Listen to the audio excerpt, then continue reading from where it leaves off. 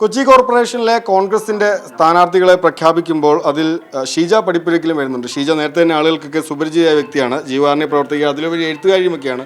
അപ്പോൾ ഈ രാഷ്ട്രീയവും എഴുത്തും എങ്ങനെയാണ് ഒരുമിച്ച് കൊണ്ടുപോകുന്നത്?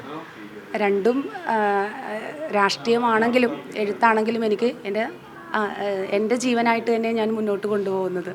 പ്രസ്ഥാനത്തിൽ നിന്നുകൊണ്ട് ബ്രഹ്മപുരത്തെ വിഷയത്തെക്കുറിച്ച് എഴുതിയിട്ടുണ്ട്. വിഷപ്പുക ചുരുൾ എന്ന് പറഞ്ഞ കവിത യൂട്യൂബിലുണ്ട്.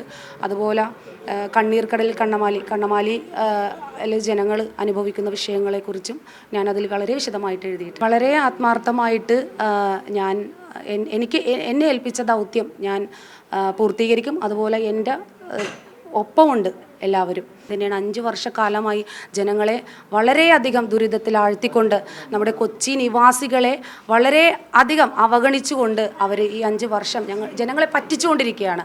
തെരുവ് നായ ശല്യം വളരെ രൂക്ഷമാണ്. അതുപോലെ തന്നെ വാട്ടർ കണക്ഷൻ കൊടുത്തുകൊണ്ട് അവർക്ക് വെള്ളമില്ല, പക്ഷേ എല്ലാ മാസവും അവർക്ക് ബില്ല് വരുന്നുണ്ട്. അനവധി പ്രശ്നങ്ങളാണ് കൊച്ചി അഭിമുഖീകരിക്കുന്നത്. അതുപോലെ തന്നെ നിങ്ങൾക്കറിയാം, കൊതുകിൻ്റെ പ്രശ്നം വളരെ രൂക്ഷമായിട്ട് കൊച്ചിയിലുണ്ട്. എനിക്ക് ഒത്തിരി സന്തോഷമുണ്ട്.